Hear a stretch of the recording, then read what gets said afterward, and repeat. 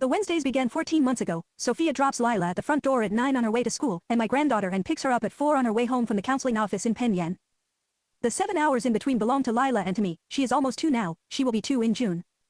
This past Wednesday Sophia came up the porch steps a little after 9 with Lila on her hip and a diaper bag on her shoulder. Sophia is 16 but she has gotten taller this year, or I have noticed it more.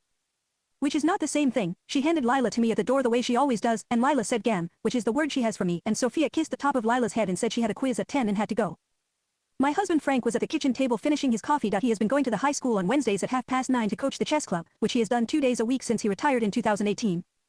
He stood up when Sophia came in. He kissed Lila. He went to the side table by the door for his keys. He picked them up with his left hand. I have been watching his left hand for 4 months now. I have been a nurse for 37 years. I know what a slight intermittent tremor in a 70-year-old man's left hand can mean. I have not said anything to Frank. I have not said anything to my sister Eileen or to my friend Deborah. Frank is taking his time, and I have decided, for now, to let him have it. The deciding takes effort some mornings more than others. Wednesday it took some. He kissed me at the door. He said he would be back before noon. I said all right. Lila wanted the garden.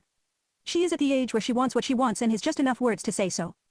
I put her shoes on her in the hall and we went out the side door past the herbs to the bench by the roses. The roses came from my mother's garden. I dug them up in the spring of 1996, the year after my father died, when my mother was rebuilding her own life on Pulteney Street and could not keep the whole garden going alone. 3 bushes, pink, they have been on the south fence on Castle Street for 29 years now. My mother died in 2008 and the roses did not. There is a small framed picture of her in my kitchen window. A black and white from 1958, that I put there the November she passed and have not moved. I see it every morning when I make the coffee. I do not always look at it, some mornings I do. I sat on the bench. Lila sat in the grass. She was picking up small things. A pebble, a leaf, the cap from an acorn. She would pick the thing up and look at it and put it down and pick up another. I have watched my own daughters do this and my own grandchildren do this. And now I was watching the great-granddaughter and I caught myself starting to narrate it to her. That's a pebble, sweetheart, that's a leaf. The way I have narrated the world to small children for 55 years. I caught myself and I did not finish the sentence. I just sat there. She did not need me to name the leaf. She knew it was a leaf. She was almost 2 and the world was new to her and she was working through it on her own time. And I was on a bench in October sunlight and I was not in a hurry and she was not in a hurry and there was nothing in the morning that needed to be moved along. She came over to the bench eventually. She had a rose petal in her hand. The petal was pink and a little bruised at the edge. She held it up to me with both hands the way she holds up things she wants me to see.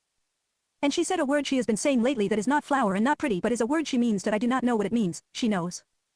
I held my hand out and she put the petal on it. I held it there. I looked at her and she looked at the petal on my hand and I did not say anything. I did not file the moment. I did not think I will tell Deborah this on Friday. Although I will. I held the petal. She looked at it. After a long minute she wanted it back and I gave it back to her and she set it on the bench between us and we both sat looking at it. Frank came home at 11:45. He came around the side of the house through the herbs to find us. He had his keys in his right hand this time. I noticed that too. I let the noticing be one of the things I was paying attention to in my own morning, along with the petal on the bench, and the great-granddaughter beside me, and the sunlight, and the roses my mother gave me. And the man coming up the path.